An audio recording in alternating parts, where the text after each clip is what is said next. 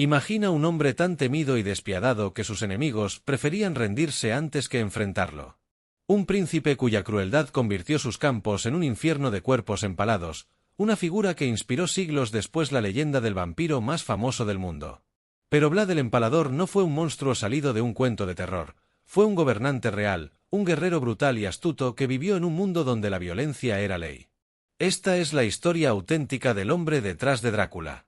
Vlad III nació en 1431 en Sigioara, una ciudad fortificada en Transilvania, entonces parte del Reino de Hungría y hoy en Rumanía.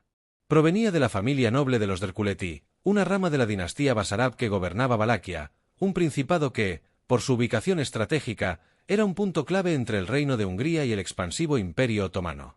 Su padre, Vlad II, conocido como Vlad Dracul, fue admitido en la Orden del Dragón, una orden caballeresca creada por el emperador Segismundo para proteger Europa de la amenaza turca. De ahí que su apodo Dracul signifique dragón y que Vlad III pasara a ser llamado Drculea, literalmente hijo del dragón.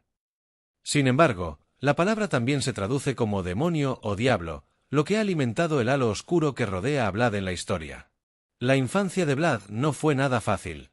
A los 10 años fue enviado junto con su hermano Radu como rehén al sultán otomano Mehmed II, una práctica común para garantizar la lealtad de los gobernantes vasallos.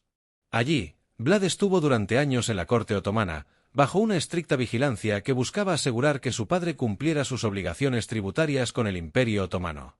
Pero, lejos de ser solo una prisión, ese tiempo moldeó su carácter y le permitió aprender sobre la cultura y tácticas militares otomanas.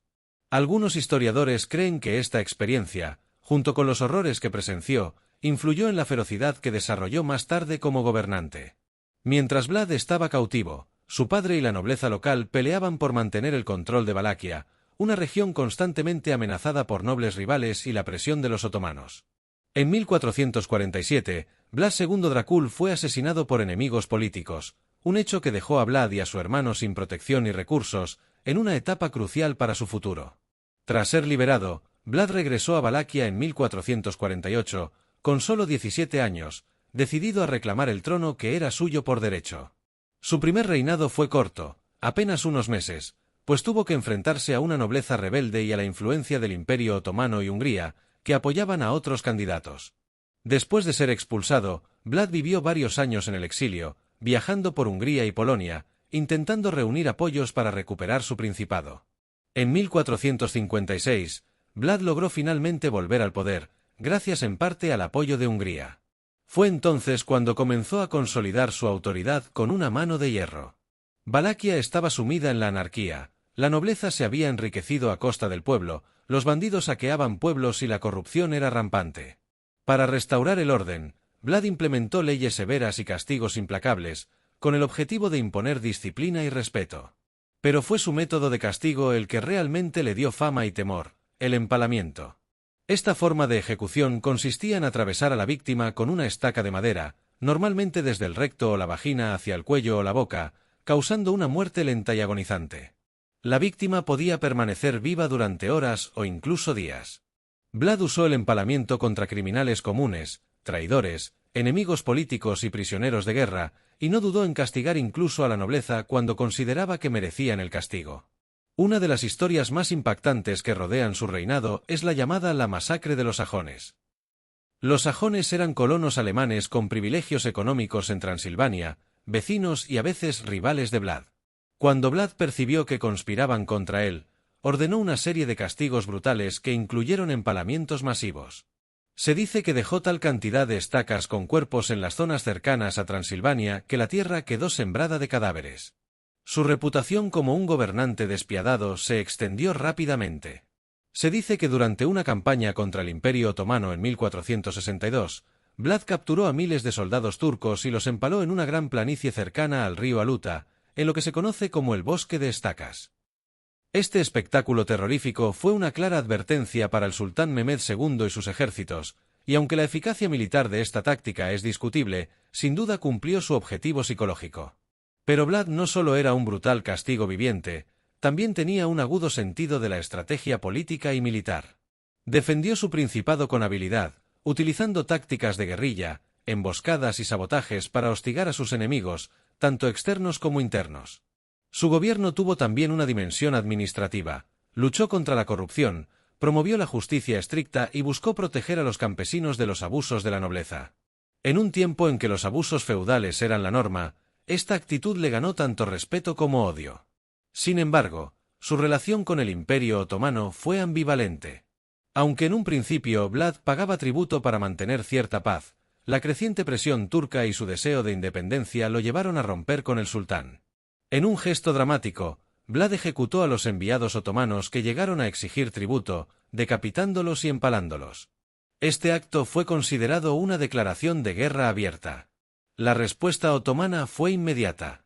Mehmed II lanzó varias expediciones contra Valaquia para someter a Vlad, pero la reputación de este y sus tácticas de terror hacían que su ejército fuese una pesadilla. Los relatos cuentan que el miedo a Vlad era tal que algunos soldados enemigos preferían rendirse antes que enfrentarse a él en combate directo. Sin embargo, la lucha constante y las traiciones internas eventualmente debilitaron su posición. Durante su vida, Vlad enfrentó no solo enemigos externos, sino también traiciones internas. La nobleza valaca estaba dividida, y a menudo apoyaba a sus rivales o conspiraba contra él. Vlad fue capturado y encarcelado por sus enemigos durante varios años, un periodo que pasó en condiciones duras en una prisión húngara. A pesar de ello, nunca renunció a su lucha por recuperar el control de su principado. Su muerte llegó en 1476 en circunstancias poco claras, probablemente en batalla contra sus enemigos. Algunas fuentes indican que murió en una emboscada o en una pelea cuerpo a cuerpo. Su cuerpo nunca fue encontrado, lo que alimentó leyendas de que no podía morir o que había desaparecido misteriosamente, alimentando aún más su aura legendaria.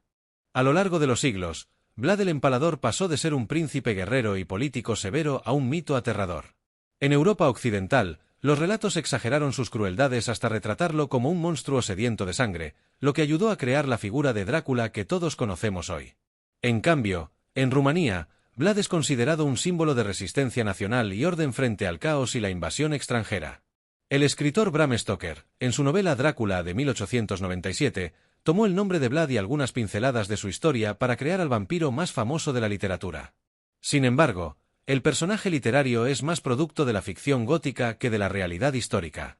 La vida de Vlad III es una ventana a una época de violencia extrema, luchas por el poder y supervivencia brutal. Su historia nos invita a reflexionar sobre los límites de la justicia, el uso del terror en la política y la fina línea entre el héroe y el villano. Es un recordatorio de que la historia está llena de matices y que detrás de cada leyenda hay un ser humano con contradicciones. Cuando pensamos en Drácula, debemos recordar que no es solo el vampiro de los cuentos, sino también un hombre real que vivió y gobernó en tiempos oscuros, dejando una huella imborrable en la historia, una huella hecha de sangre, estrategia y miedo. Si te ha interesado esta historia real, no olvides suscribirte, darle like y activar la campanita para seguir descubriendo juntos los secretos más oscuros y fascinantes de la historia. Gracias por acompañarme en este viaje por la vida de Vlad el Empalador. Nos vemos en el próximo vídeo.